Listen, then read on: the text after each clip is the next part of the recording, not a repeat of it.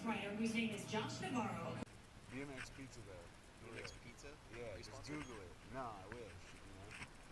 You want to be sponsored? Yeah. By a police. Yeah. Better be the only one in town if you can do it.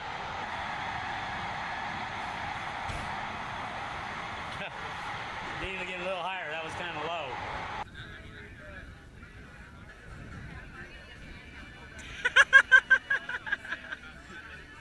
Watch out, Josh is coming through. You're getting kind of gnarly in that corner. Yeah.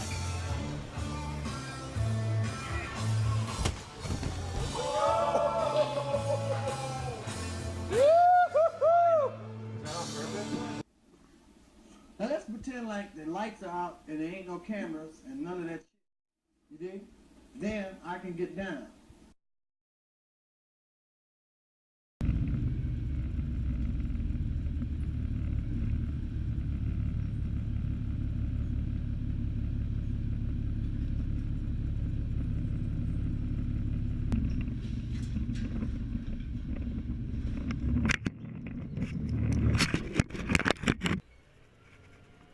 Miss a stop. It's okay. Just saying. Thank you. You're still the coolest.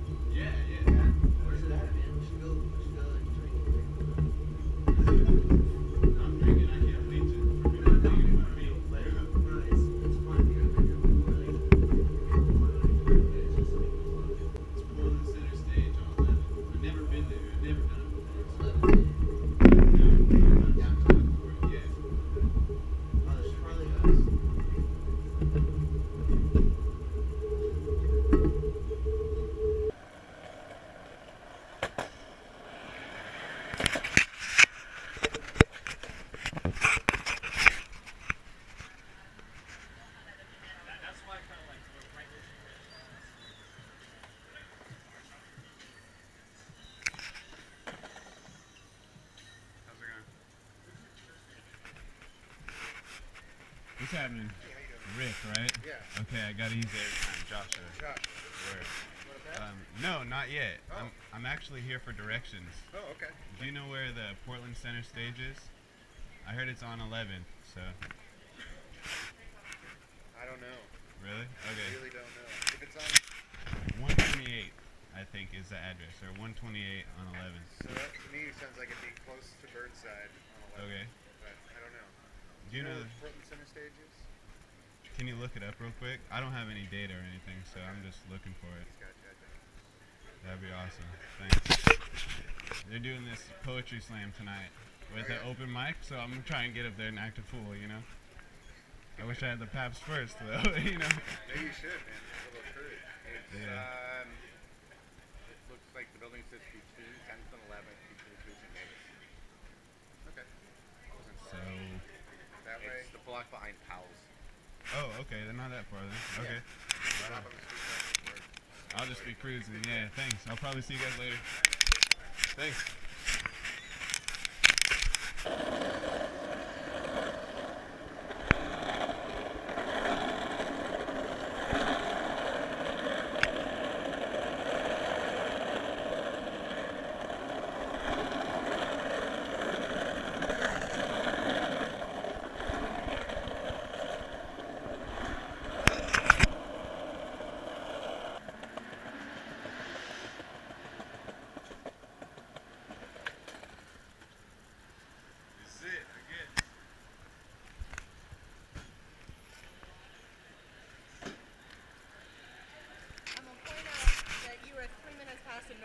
I am a mean person about this. Really? I will. Okay, word. Okay. This is our competition.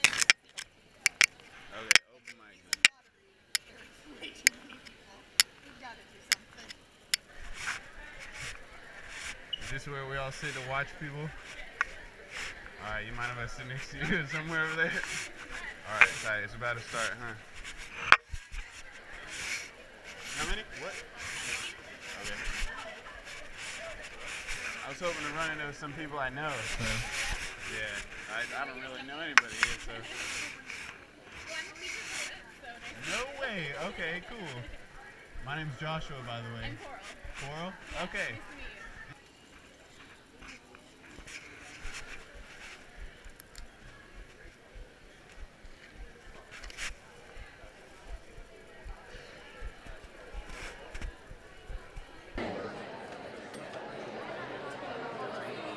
Yo, it looks scary in here.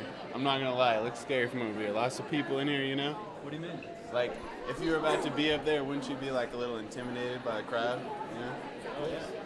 Yeah? Do that. That's what the beer's for? Word, alright. You want to buy me one? I'm still kind of nervous. What's up? What did you say about I Luke? said you still want. I said you want to buy me one. I'm still kind of nervous. Nah, it's all good, man. I didn't even got money to take the bus, so, you know. Me neither, man. How'd you get here? Took the bus. You know What what I are you mean? doing here? I don't really know, honestly. I'm a filmmaker, so like I started up like a web series, and a friend of mine told me about this place, and I thought it would be cool because like To film a poetry reading. and to film going to a poetry reading, and like I wrote one on the train on the way here, so I was like, and I put my name in the open mic list, so I thought it would just be tight, you know what I mean? Like I have like an affinity for like creative expression or whatever, so. You guys mind being on camera, by the way, because I'm filming right now. So. Dude, that's cool. All right, tight. All right, just because I don't want to get sued. That's really interesting, man. Yeah. So. Where do you go to school? I don't go to school. I wish I did. But Yeah, me neither. Word, Yeah, you know, I just you know, I live in Beaverton though. You know Me that? too. Really? Yeah, I live on 170. No way. You're kidding me. I've actually never done this before. Really? Yeah, I've been writing poetry since it was probably like 16. Really? Yeah, I'm 22 now. Is that your book right there? It's one of them. One of them, yo. Something my sister gave me. That's crazy, man. Yeah. So there's probably like 100 poems in there, huh? No, not so. There's probably like only like 30 something.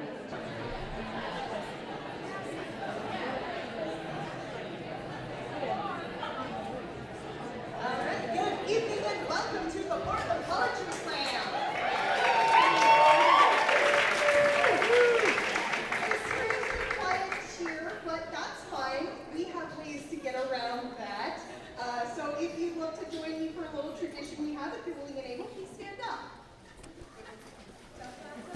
And everyone's like, oh, I'm not going to stand up, and then everyone else stands up. And it's like, okay, maybe I'm going to stand up. And think of the most obscene word I know, especially all the people who do want to stand up. You probably have a couple pop into your mind, right? Okay, so think of that word, the most obscene word, your favorite one. And at the top of our lungs, on the count of 3, watch out, y'all. On the count of 3, we're going to scream them together into the ether and just get things a little weirder right here to start out, right? Get people a little riled up or angry. All right, so whatever you want. So on the count of 3, your most obscene word, that can be anything. 1, 2, 3. I feel slightly more exciting already. Go ahead and sit down. Yo, Coral. Why's everybody snapping? When you make a line, you That was fun. Please keep it going for our next poet, Gabriel Marcano. Yeah! Get 'em!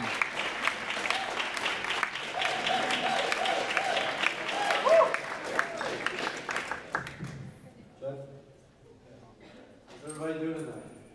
Good! Pretty good. This poem is about my youth. I wrote it a while ago. Haven't ever done it on stage, so here it goes. Almost 21.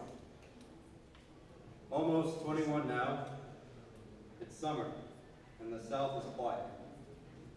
The folks sing their sad songs, gray night, great and slow above me. Orange streetlights, the occasional car winding down the road, sit I with the silent madness that is youth to keep me company. What have I done? What shall I do?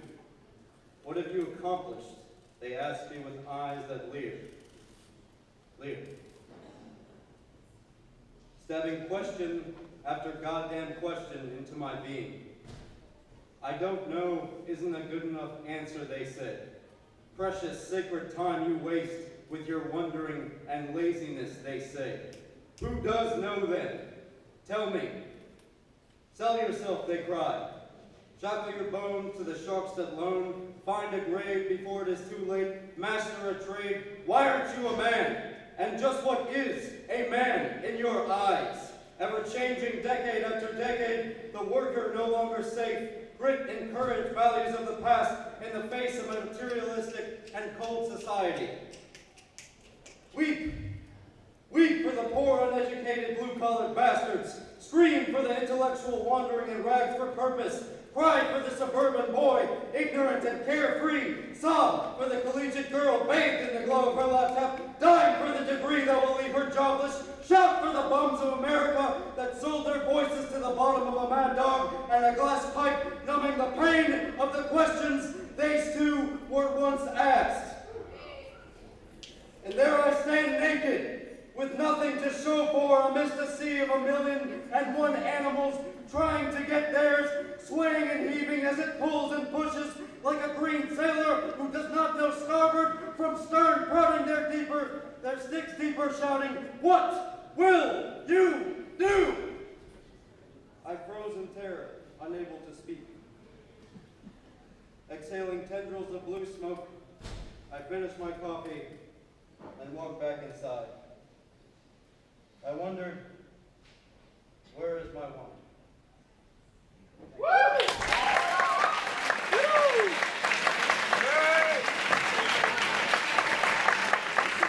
Killed it.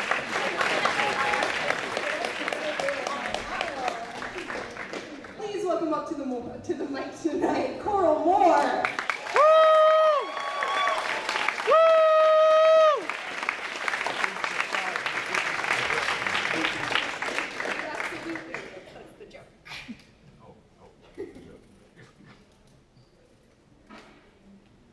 Reasons why kissing your ex-girlfriend is a bad idea. Your lips will remember hers like thumbprints. Your mouth will remember hers like bedroom, like familiar furniture arrangements, like home smell after months away because your teeth will fall out onto her tongue like an offering you can't eat without them. Because your hand in hers will feel like a security blanket thrown in the wash and you, 5 years old, pounding at the door to the washing machine because you can't bear to feel so naked without her, because her lips will linger, and every second she spends deciding if she loves you or if she is just lonely. You will spend convincing yourself that nothing ever happened, that she never sat across from you on the couch with white knuckles and a mouthful of apologies, that she never kissed that girl in front of you. You will spend every moment of your insomnia counting the times she kissed you back harder, counting the times you made her scream with the curl of your finger. You will spend every moment of the bus ride home feeling for some part of her inside of your mouth with your tongue. You can still taste her. Do not kiss her. But you will anyways. You will anyways because you need to leave every part of yourself inside of her mouth to kiss her anyways. When she leaves, your mouth will feel like her empty apartment. Familiar furniture and unfamiliar houses. The smell of her will be gone from that place. And from your lips, your tongue wears the outline of her head on her pillow like a tattoo. Your skin wears the lines of her sheets like a branding. You will spend months finding her teeth in other people's mouths and the way she used to bite your lip, because she is everything you ever learned about love and waiting for someone to love you back. She is everything you ever learned about how to make plans in pencil. Do not kiss her. But you will anyways. And maybe that's okay. Maybe you just need to kiss her out of your system. The last time you kissed her, it will no longer taste like desperation. It will feel like you finally had enough. Thank you.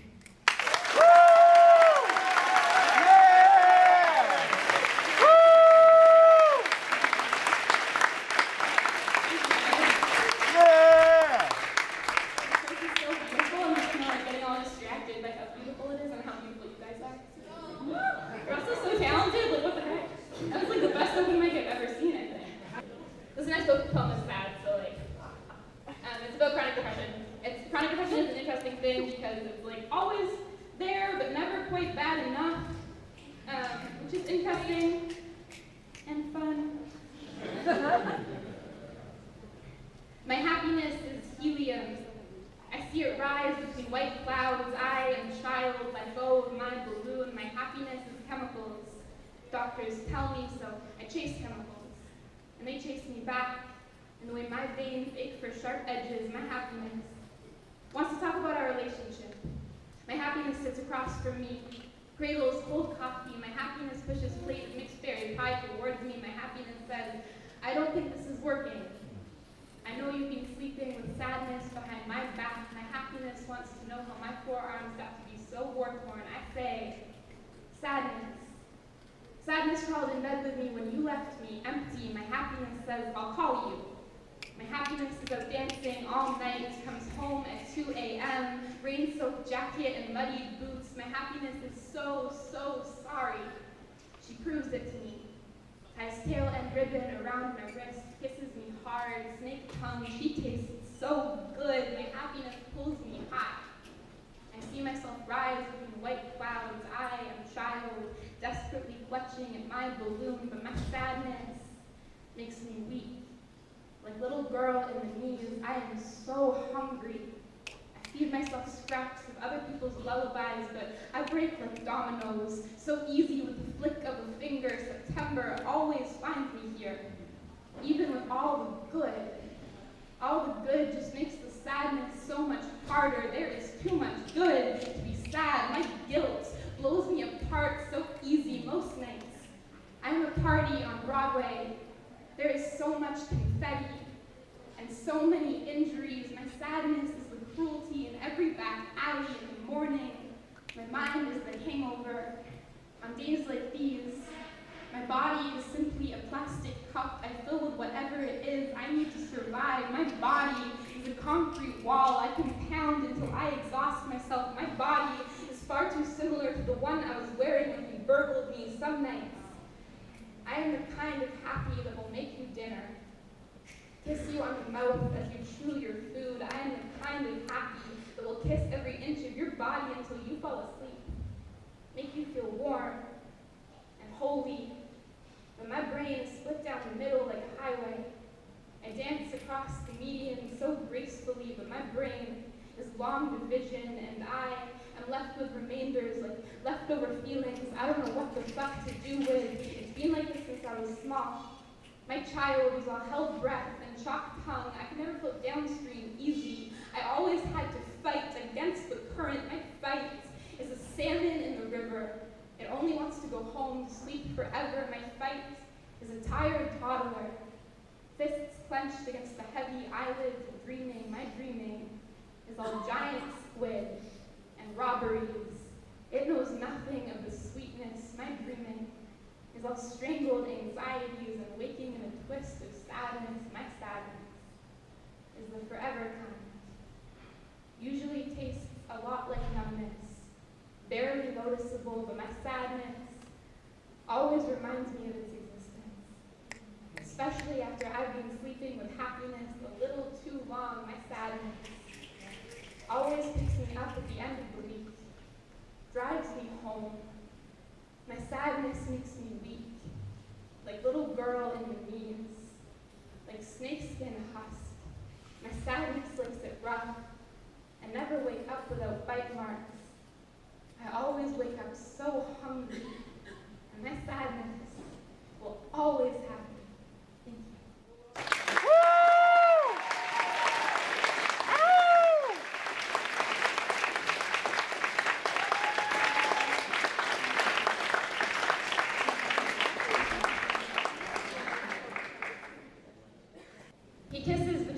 legs. Mouth dropped from lips without asking, like this is just how you love someone. I am 16 and do not know better, so I let him. Years later, I tell my best friend I am a virgin, but I cannot be spoken to in tongues I have not yet heard. He tells me I have had sex. I tell him I didn't know, it felt like silence. I am scared of the word rape. I prefer to use the word coercion.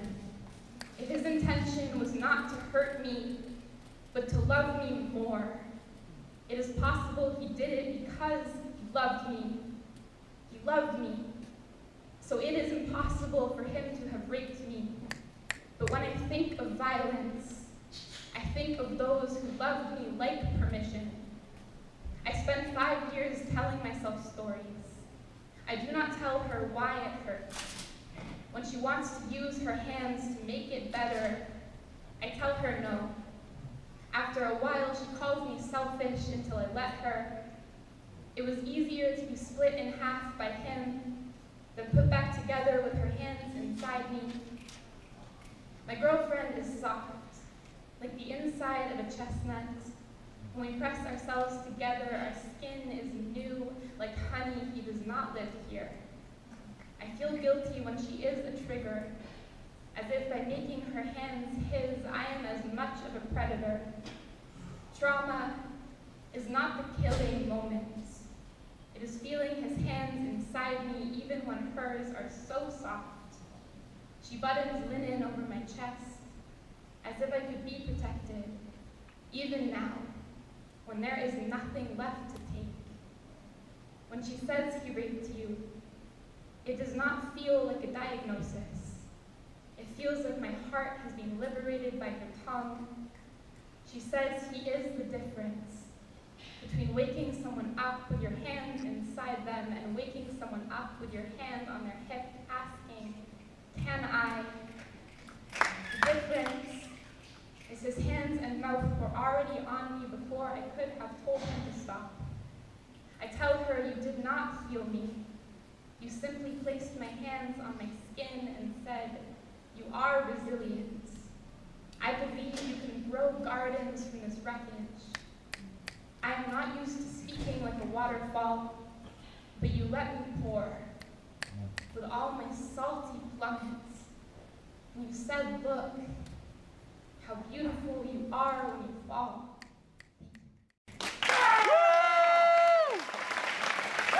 Yeah! This is my healthy relationship poem. So Yeah! I think loving you is probably a good idea. I think building a canoe from your backbone is probably a good idea because I want to float it down the river of your heated blood. The sunburnt skeleton is used to lying out too long under suns that know no mercy for delicate skin. I have made a bonfire of this body. I sometimes wonder what would have happened if I knew you when I loved her. If you would have been a warm bath or an infinite pool of kisses saying this is not what love's supposed to be. This silent mouth, this drunk sex, this is not what you were built for. You, with your unfounded devotion and affinity for forgiveness, I will show you a love as easy as grass stains in June. I wonder if you would have told me to leave her, or if you would have simply shown me what my own voice sounded like, simply shown me a love I wouldn't be ashamed of. I think loving you is probably a good idea, because you tell me I'm beautiful as if I have been hearing it my whole life, as if absence hasn't been a weapon used to keep me in my place, as if the absence of affirmation was the rope tying her to my Capricorn parts. I wear my sexuality like armor. You tell me there are no battles to fight here. You tell me love shouldn't be a battle. You love me like you don't expect anything in return when I have a panic attack on the middle of our first night together. I tell you it's not fair. You tell me I don't owe you anything. I think loving you is probably a good idea.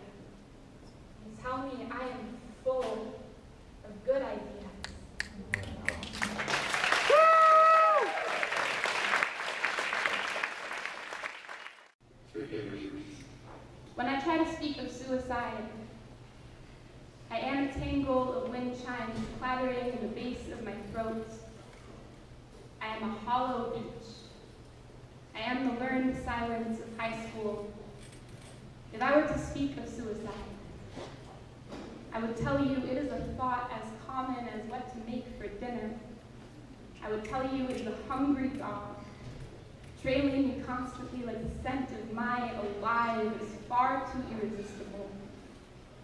When I try to speak of suicide, I wear grateful like guilt. I'm lucky, like catching an object just before it smashes against concrete. I would tell you when someone is painting red flags all over their body, do not believe them. When they smile big, kiss you hard, tell you you have nothing to worry about, I would tell you being suicidal is a lot like moving around as a kid. You don't want to make too many friends, because they are all just reasons to want to stay. After a while, you stop looking for reasons to stay, and you start counting the reasons to leave. I would tell you I'm scared of dying. I don't want to die. I just want to sleep for a little while without any nightmares. I would tell you I think of suicide like a childhood friend who knows you so well there is nothing to remember. When you fall back together, it's so easy. Like remembering how to drive stick shift. I am good at breaking myself apart. Like I am good at coaxing gears into downward motion. I shift smoothly into depression without a fight. Barely notice it's happening. When I try to speak of suicide, I am a tongue-tied prophet, unable to speak of the gods I have seen, to describe the heavens they promised me. I am a Bible full of make-believe. There is no beauty in the ending, no sanctuary in the collapse. There is only empty, and emptiness is what I was running from in the first place.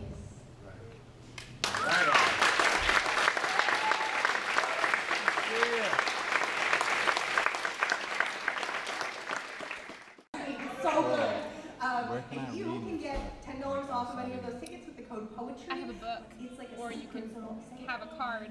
But you card? can come Here, to show us they I'll have give like you. pay what you can nights in the beginning. gonna It's give really you. cool and it's fun to see You different can have a kinds of house. art. That's all I'm Those are gonna my say. links. Also, Alright, I'm for on sure. backstage, just so And all your but stuff's on anyway, All your we'll stuff, come back in I March. can We'll read have it some all. slams downstairs. Yeah, also and then we'll on do some fun YouTube, up and downstairs things, and Vancouver then we'll see Poetry inside of that great Vancouver big Poetry theater in there, which Slam. I've been very, Okay. very And like familiar most of my with. notes are on there. Really? Yeah. Okay. And so those So, are things that will be another happening. But question. again, we will not be here for 2 like a weeks, and show you're like, right why now. is Do you she mind saying being that? on Because camera? someone just Alright, tight. You have some.